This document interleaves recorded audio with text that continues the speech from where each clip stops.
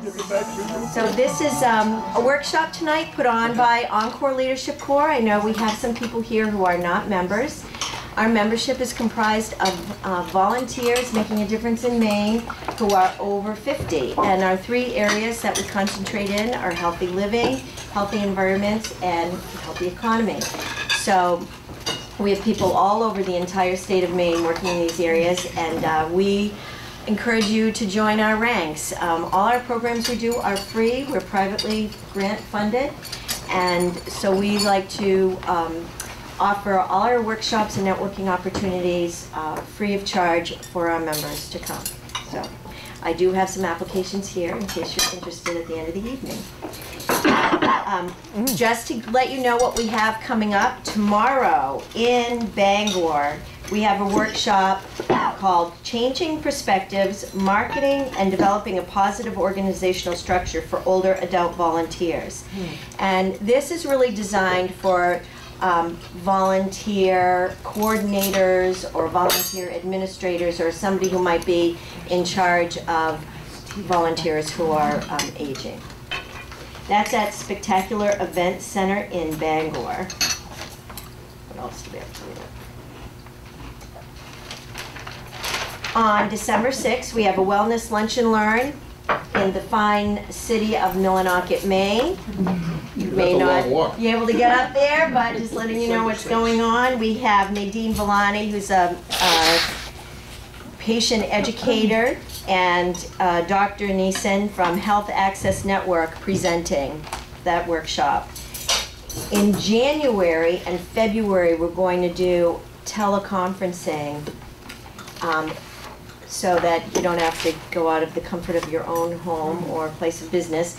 And those will be around smart growth issues. So we're going to have national experts talking about smart growth for those two teleconferences. And I don't have the dates for those yet, but we'll keep you posted in the newsletter and on Facebook.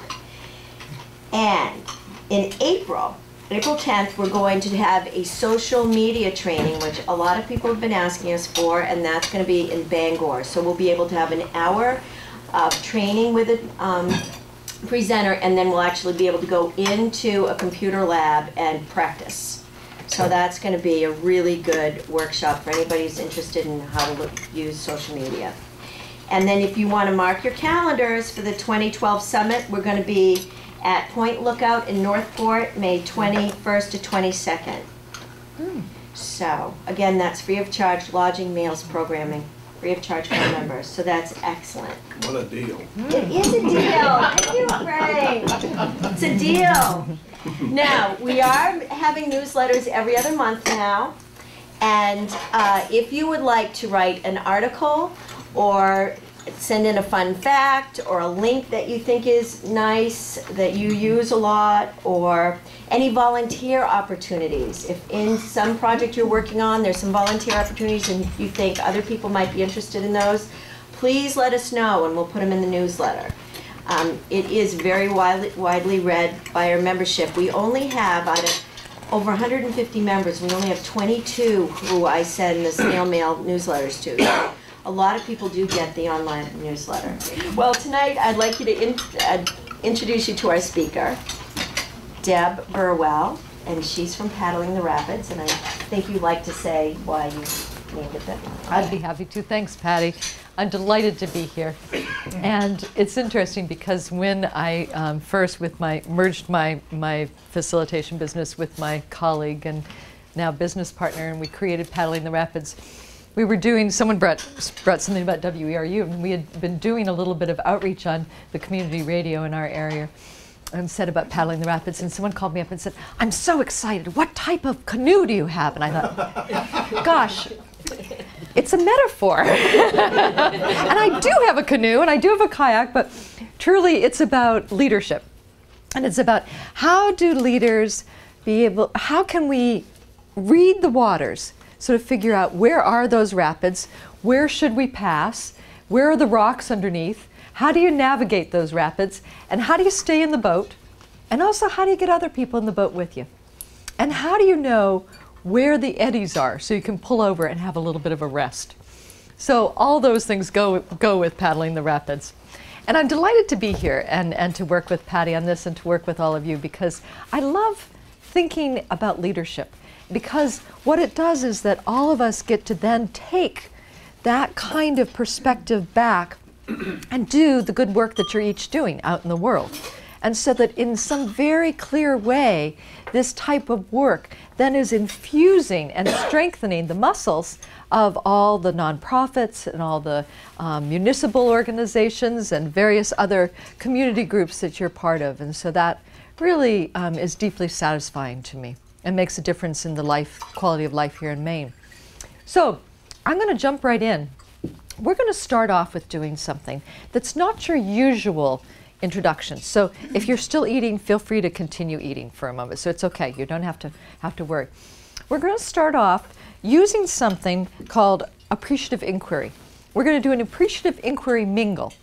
Now, I'm going to give you just a quick intro to appreciative inquiry, and I've got a good handout on it.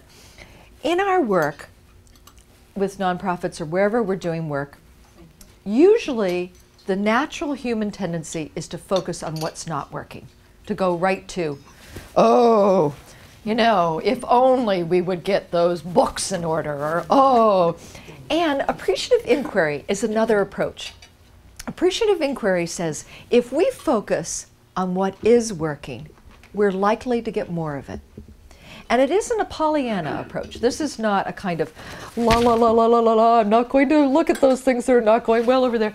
It's more saying, wow, we really came together as a group around that fundraiser. What was it that was happening with that? And how can we see if we can do more of that? And then you can go on to, after that, and look at what gets in the way. But appreciative inquiry is something that I wanted to introduce right away. So what I'd like you to do as part of this appreciative inquiry is to start off by thinking about, a best leadership experience, a personal best leadership experience. So before I put the instructions down, I just want to say a word about this. This is not meant as competition. And so it's really, each of us knows those times, whether they were small or large or recent or in the past, where we know that what we did made a difference. What we did was when we put an oar in the water and we turned the boat. So think of that moment, because that's what we're building some of the work on tonight around. Some of the information that we're using tonight comes from interviewing other leaders about what their personal best leadership experience was. So I just want to say there's no wrong answer here, and no one's going to come around and go, oh, come on. You know, oh, come on, do you think that's big? Anything. It's when you know that your actions made a difference. So take a moment to think about that, and I'll give you the next piece of instructions for introductions.